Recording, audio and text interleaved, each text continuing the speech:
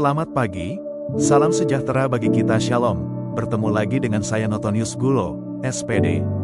Di kelas 6 mata pelajaran pendidikan agama Katolik. Hari ini kita akan belajar dengan tema baru, yaitu Gereja yang Satu, Kudus, Katolik dan Apostolik. Sebelum kita lanjut, marilah berdoa terlebih dahulu. Dalam nama Bapa, Putra dan Roh Kudus. Amin. Ya Yesus, sebagaimana Engkau telah memanggil para murid yang pertama, Engkau pun memanggil kami semua sebagai anggota gereja-Mu untuk mewujudkan iman yang satu, kudus, katolik, dan apostolik. Ajarilah kami untuk memahami panggilan-Mu, serta mampu mewujudkannya dalam kehidupan kami. Demi Kristus Tuhan kami. Amin. Dalam nama Bapa, Putra dan Roh Kudus. Amin. Istilah gereja berasal dari bahasa Portugis, igreja, atau bahasa Latin, ecclesia, atau bahasa Yunani, elchesia, yang berarti kumpulan atau golongan. Gereja berarti kumpulan orang beriman kepada Yesus Kristus, yang dibaptis dalam nama Bapa, Putra, dan Roh Kudus. Gereja juga dapat diartikan sebagai tempat di mana orang beribadat. Dengan demikian, gereja mempunyai dua arti, yaitu 1. Jemaah atau umat Allah. 2. Tempat ibadat orang Kristen. Gereja yang dikehendaki Allah mempunyai sifat-sifat sebagai berikut. 1. Gereja yang satu. 2. Gereja yang kudus. 3. Gereja yang katolik. 4. Gereja yang apostolik. Gereja yang satu menurut Injil Yohanes bab 17 ayat 20-21 antara lain. Gereja mempunyai satu iman yang sama, yaitu beriman kepada Kristus yang telah wafat dan bangkit. Satu dalam pengakuan iman tidak berarti harus satu dalam pengungkapan iman. Hal ini berkaitan dengan adanya berbagai tradisi, budaya yang hidup di sekitar kita. Ada berbagai pengungkapan iman atau ritus yang ada dan diakui di dalam gereja Katolik, antara lain adalah 1. Ritus Latin atau Romawi, yang memakai bahasa Latin atau terjemahannya dalam bahasa nasional daerah. 2. Ritus Ambrosius yang ada di Milano, Italia. 3. Ritus Timur, terdiri dari beberapa ritus antara lain. A. Ritus Kop yang ada di Mesir dan Ethiopia. B. Ritus Melkit yang ada di Syria. C. Ritus Maronit yang di Libanon. Dan D. Ritus Bizantin yang ada di Yunani dan Rusia. Gereja yang kudus menurut Injil Yohanes bab 17 ayat 17.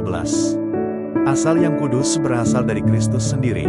Dikisahkan dalam Injil Yohanes bab 17 ayat 19 dan Efesus bab 5 ayat 25-27. Kemudian tujuan yang kudus yaitu bersatu dengan Allah yang kudus. Baca Efesus bab 1 ayat 4 dan 1 Petrus bab 1 ayat 15. Gereja dibimbing oleh Roh Kudus, buka Markus bab 13 ayat 11. Kemudian Yohanes bab 14 ayat 26 dan Matius bab 28 ayat 20b. Gereja yang Katolik menurut Matius bab 28 ayat 19 dan Kisah Para Rasul bab 1 ayat 8. Katolik berarti umum, universal, dan meresapi segala-galanya. Gereja yang Katolik berarti bahwa gereja yang diperuntukkan bagi segala manusia dari segala bangsa, tempat, dan zaman.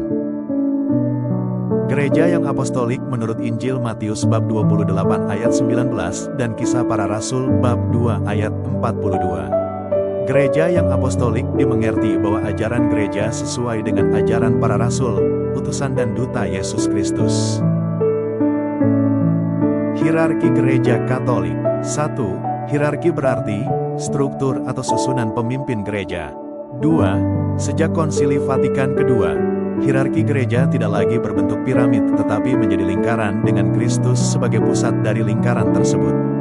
3. Susunan pemimpin gereja sebagai berikut.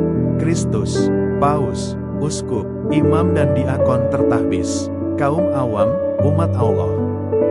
Paus sama dengan Bapa. Paus adalah juga Uskup Roma. Di antara para uskup sedunia, Paus mempunyai kedudukan primus inter pares, artinya yang pertama di antara para uskup. Paus dalam tugasnya dibantu oleh A. Kardinal, para penasihat Paus. B.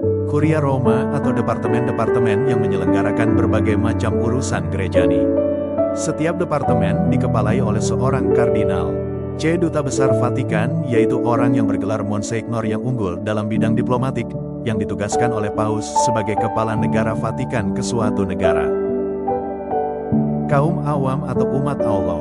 Kaum awam adalah mereka yang percaya kepada Yesus Kristus, yang sudah baptis maupun calon baptis. Kaum awam dimasukkan di dalam hierarki gereja karena mereka mempunyai tugas perutusan dimanapun mereka berada.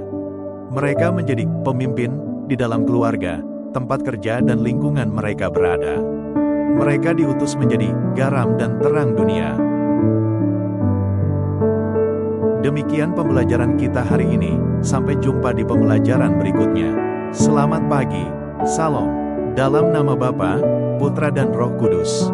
Amin. Tuhan Yesus memberkati.